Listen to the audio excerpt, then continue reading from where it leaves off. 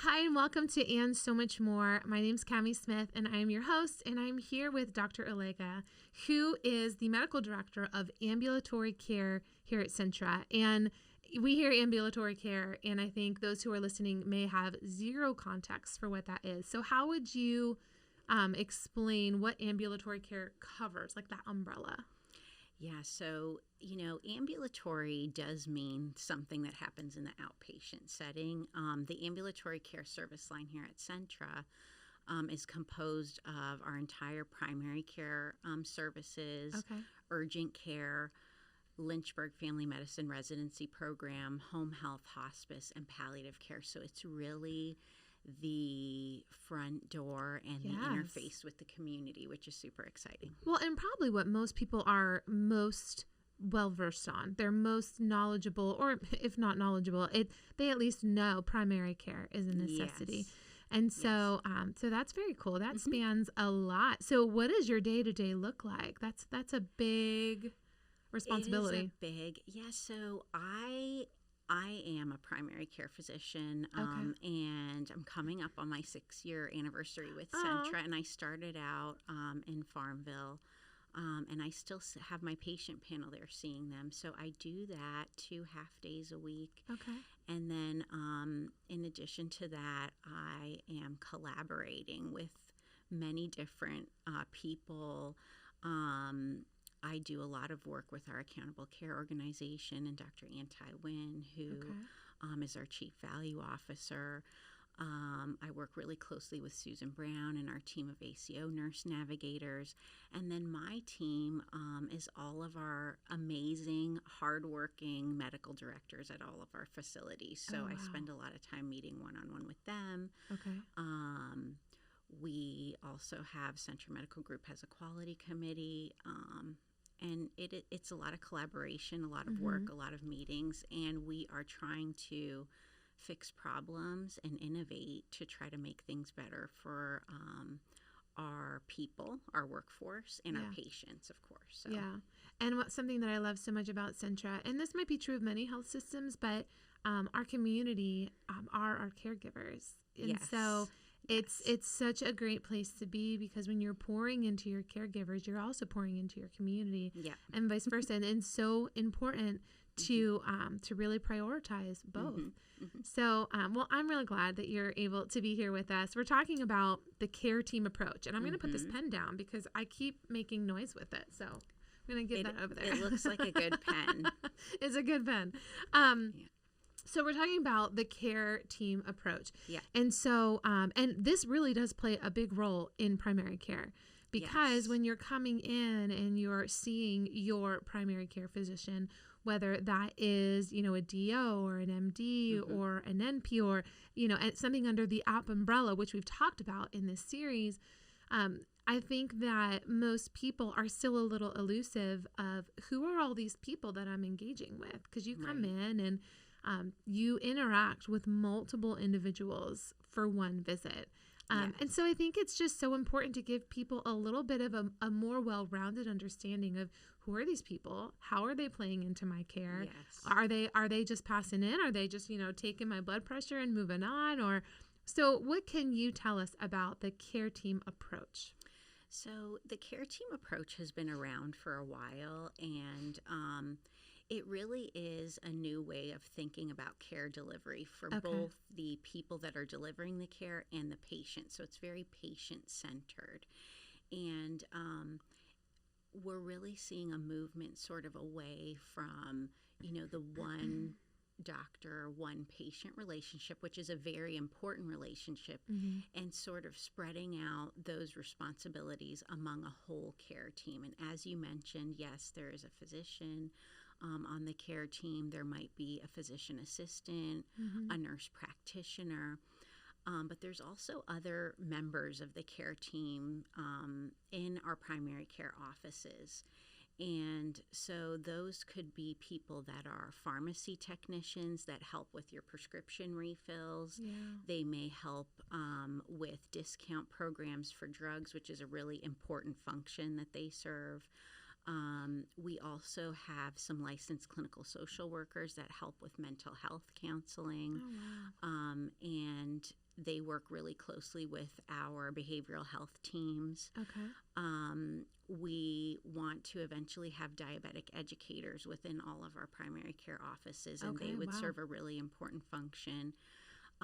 We have our licensed practical nurses, our LPNs and MAs, which help us with other clinical tasks like making sure we get the patient roomed, performing any kind of EKGs, immunizations, point of care testing. When you're at the doctor's office, the nurse may do a strep test on you. So there really is a lot of members of the care team that can assist with all the things that it takes to take care of a patient. Yeah. And for the patient, it really is more than one person looking after you. So that's awesome, I think. Yeah. So how would you encourage someone from the community to educate themselves on what all of these different types of providers are? Because I mean, that's a lot. It's a mouthful when you think about it's a whole licensed menu. clinical social worker, LPN, Yes. and but it's important. It's important to know who is providing you care. Yes. And so I'm just curious, like how do you advise your patients to educate themselves? So, my patients know that I work with a care team at Centra Southside Medical Center. And so what they come to me as their primary care provider, but there may be days, and there is days when I am not seeing patients in the office. And so they may be able to see one of our wonderful APPs. I'm going to give them a shout out, Allison Lee and Gabriella Graybill at Southside. They do a wonderful job. So they're able to see the patients if I'm not there.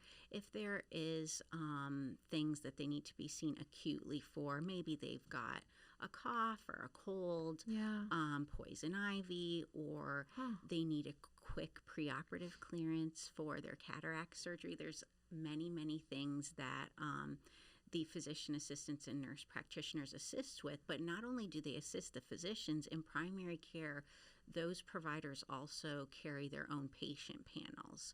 Wow. So they are responsible for entire panels of patients that can be upwards of about 1,500 patients. Oh, my goodness. So they do a big job, and they work really, really hard. All our providers work really, really hard. I'm very proud of them. Oh, I love that. Yeah. So what does that working relationship look like, for my own curiosity? Yes. Between you and your team? I mean, you have to work really closely with, especially these APPs, if you're sharing, this patient, and you both want to be that incredible source of care for them. So what does that look like? So, and that's a really good question, Cami, because often the patients have that question. If I see someone else, how am I going to know that they spoke with you or discussed my care with you? And I assure the patients that we're working usually in the same hallways, the same facilities, the same pods. We have pods in the offices where we work with entire teams of providers and nursing staff. And if they're seeing a patient and they have a question, and I'm maybe in Lynchburg that day and they're in Farmville, they can just call me and we talk about what the next step is if they have a question, if it's a more serious issue. So it's a very close working relationship. It really is a collaboration. Yes. And that's why I think it's so important for, I say us, because I think of myself as a patient, to really look at your primary care experience, but also your specialty care experience as like a care team. Like you have a team that is collaboratively talking about how to best provide you care. Yeah. And that's actually pretty cool when you think about it. Like that there are multiple people putting their minds together and their expertise and their experience for you. Yeah. And these care teams really, they exist really in a lot of different service lines within the medical group: cardiology, oncology, nephrology. So there's a lot of places where we use this model. Yeah. So what is one thing you would like our community, our patients to know if they're feeling apprehensive about this? And maybe it is something that we've already covered and you can elaborate on, but I think about there is a part of our community who have had one primary care provider, their entire life. Yeah. And so this is a big jump, but how do you ease that apprehension? Yeah, I mean, I think it's about developing trust, like any relationship. And meeting the provider and just knowing the care team. Yeah. And so we are doing a lot of work right now. You as our marketing team are helping us with that to, help educate on what roles the care team serves, who is in the care team. I think it's really helpful sometimes to know who everyone's role is and what their name is and who you may encounter when you're walking into the office. But not only when you come into the office, you're seen. When you leave, you're going to get follow-up as well. Yes. And then all of those providers can coordinate to make sure that they're doing what's best for you. Yeah. We are doing a lot of work recruiting all these care team members. Yes. So the ambulatory care service line is working very hard to recruit pharmacy technicians, physicians, APPs, nurses, our front desk staff, our medical office assistants. And so we are all in to try to make this the best possible experience for the patients. And then we're also really looking at, models of care in terms of, finances and moving forward from, a fee-for-service to more value-based care. So really providing value to the patients, which means providing the highest quality of care at the lowest cost. And I think that's something everybody everyone's wants. Ears just perked up when they heard the highest care at the lowest cost. Mine did. So, when you think about, I have a family of 4, some people, family of 5, 6, 7. Yeah. You want what is best for your family, but sometimes you're limited by your resources. And so I think to have a health system that works with you in that way is so important. Yeah.